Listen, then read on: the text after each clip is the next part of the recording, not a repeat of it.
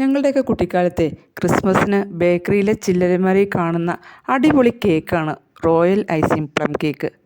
പഴങ്ങളുടെ മധുരവും രുചിയും ചേർന്ന അഴകുള്ളൊരു കേക്ക്. കേക്കിൻ്റെ മുകളിലെ റോസ് ഫ്ലവർ കഴിക്കാനും പുറമേയുള്ള ഐസിങ് കഴിക്കാനും കുട്ടികൾ മത്സരമാണ്. കേക്കിൻ്റെ രുചി എന്ന് പറഞ്ഞാൽ അസാധ്യം തന്നെ. ഒന്ന് ഉണ്ടാക്കി നോക്കണം, കഴിച്ചു നോക്കണം. അപ്പോൾ നമുക്കൊന്ന് ഉണ്ടാക്കിയാലോ? അതിനായി ഒരു ബൗളിലേക്ക് 2 മുട്ട പൊട്ടിച്ചൊഴിച്ച് 1 ടീസ്പൂൺ വാനില എസൻസ് ഒഴിച്ച് ഒന്ന് ബീറ്റ് ചെയ്തെടുക്കാം. ഇനി ഇതിലേക്ക് 3/4 കപ്പ് പഞ്ചസാര പൊടിച്ചത് കുറേശ്ശെയായി ഇട്ട് കൊടുത്ത് ഒന്ന് ബീറ്റ് ചെയ്തെടുക്കാം. ഇനി ഇതിലേക്ക് നമുക്ക് ക്യാരമൽ 1/4 കപ്പ് ഒഴിച്ചു കൊടുക്കാം. ക്യാരമൽ ഉണ്ടാക്കാൻ വേണ്ടി 5 ടേബിൾ സ്പൂൺ പഞ്ചസാരയാണ് എടുത്തത്. അതുപോലെ 1/2 കപ്പ് വെള്ളവും കൂടി ചേർത്ത് തിളപ്പിച്ച് വറ്റിച്ച് കുറുക്കിയെടുത്തതാണ്. ഇത്തിരി ഡാർക്ക് കളർ ആക്കണം, പ്ലം കേക്ക് ആയതുകൊണ്ട്. അങ്ങനെ കുറുക്കിയെടുത്ത കാരമലാണ് ഇപ്പോൾ ചേർക്കുന്നത്. ഒന്ന് ബീറ്റ് ചെയ്തതിന് ശേഷം ഇനി സൺഫ്ലവറാണ്. 1/4 കപ്പും 1 ടേബിൾ സ്പൂണും കൂടി ചേർത്ത് സൺഫ്ലവർ ഒഴിച്ച് ഒന്ന് ബീറ്റ് ചെയ്തെടുക്കാം.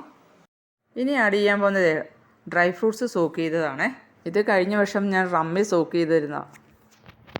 സോക്ക് ചെയ്ത ഡ്രൈ ഫ്രൂട്ട്സേ ഇല്ലെങ്കിൽ സാരമില്ല, നമുക്ക് പെട്ടെന്ന് എടുക്കാമേ. 1/2 കപ്പ് മുന്തിരിയുടെ ഓറഞ്ചിൻ്റെ ജ്യൂസ്, വെള്ളം ചേർക്കാത്തത്. അതിലേക്ക് ഡ്രൈ ഫ്രൂട്ട്സ് ഇഷ്ടമുള്ളത് നിങ്ങളുടെ കൈവശം എന്താണോ ഉള്ളത്. ഉണക്കമുന്തിരിയാണ് ഏറ്റവും അത്യാവശ്യം. അത് ബ്ലാക്കും യെല്ലോയും വേണം. പിന്നെ ചെറിയോ, പിന്നെ ടൂട്ടി ഫ്രൂട്ടി, ഡേറ്റ്സ്, ഇതൊക്കെ നമുക്ക് പെട്ടെന്ന് വാങ്ങിക്കാൻ കിട്ടുന്നതല്ലേ. ഇതെല്ലാം കൂടി ചേർത്ത് അറ്റ്ലീസ്റ്റ് ഒരു 2 മണിക്കൂറെങ്കിലും സോക്ക് ചെയ്ത് വയ്ക്കണം. ഓറഞ്ച് ജസ്റ്റും ഡ്രൈ ജിഞ്ചറും 1 ടീസ്പൂൺ വീതം. ജാതിക്ക, പട്ട, ഗ്രാമ്പു, ഏലക്ക ഇത് പൊടിച്ചത് 1/4 ടീസ്പൂണും കൂടി സോക്ക് ചെയ്തതിലൂടെ ആഡ് ചെയ്യണം. അങ്ങനെ പെട്ടെന്ന് തന്നെ നമുക്ക് ഡ്രൈ ഫ്രൂട്ട്സ് സോക്ക് ചെയ്തെടുക്കാം. ഇനി നമുക്ക് ഡ്രൈ ഫ്രൂട്ട്സ് ഒന്ന് ഇട്ട് കൊടുത്ത് മിക്സ് ചെയ്തെടുക്കാം. മൈദ 3/4 കപ്പാണ് എടുത്തിരിക്കുന്നത്. 3/4 ടീസ്പൂൺ ബേക്കിംഗ് പൗഡറും 1 നുള്ള് ഉപ്പും കൂടി ചേർത്ത് മിക്സ് ചെയ്തതാണിത്. ഇനി ഇതിലേക്ക് നട്ട്സും ബദാമും കൂടി ഒന്ന് ഇട്ട് മിക്സ് ചെയ്തെടുക്കാം. ഇനി ഇതൊന്ന് കുറേശ്ശെ ഇട്ട് കൊടുത്ത് മിക്സ് ചെയ്തെടുക്കാം. നമുക്ക് മിക്സ് ചെയ്തെടുത്തതിന് ശേഷം 7 ഇഞ്ചിൻ്റെ ഒരു ട്രേ ആണ്, ബേക്കിംഗ് ട്രേ ആണ് ഞാൻ എടുത്തിരിക്കുന്നത്.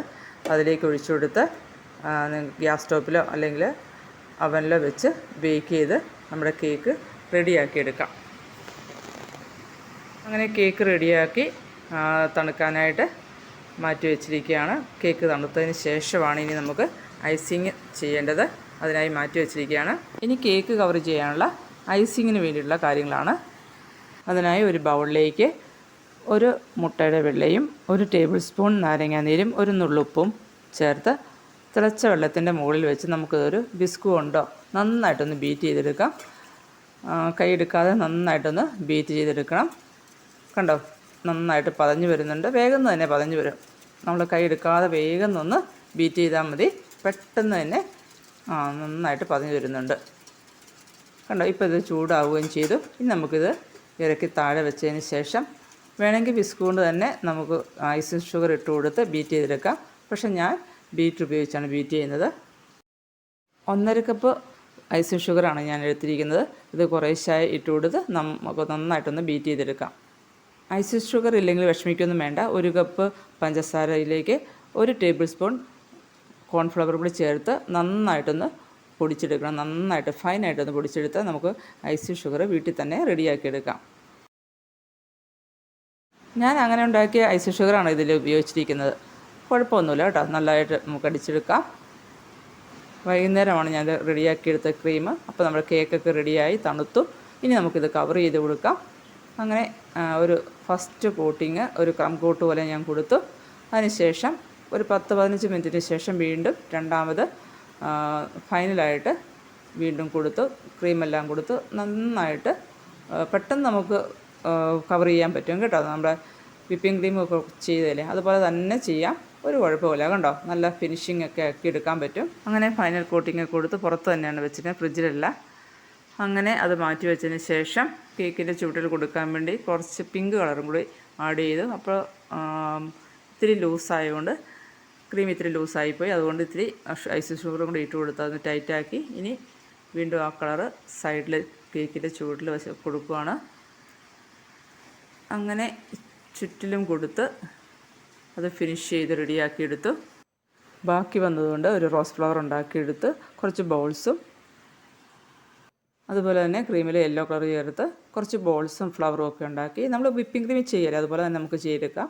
ഫോണ്ടൻറ്റ് പോലെ തന്നെ ഈ ബോൾസ് ഉരുട്ടിയെടുക്കുകയും ചെയ്യാം. വലിയ ബുദ്ധിമുട്ടൊന്നുമില്ല കേട്ടോ. പിറ്റേ ദിവസമായപ്പോൾ അതൊന്ന് ഡ്രൈ ആയി നന്നായിട്ട്. ഇനി കേക്കിൽ വെക്കാനുള്ള അതേ ഫ്ലവറൊക്കെ നല്ല സൂപ്പറായിട്ട് ഡ്രൈ ആയി. ഇനി നമുക്കിത് കേക്കിൻ്റെ മുകളിൽ വെച്ച് കൊടുക്കാം.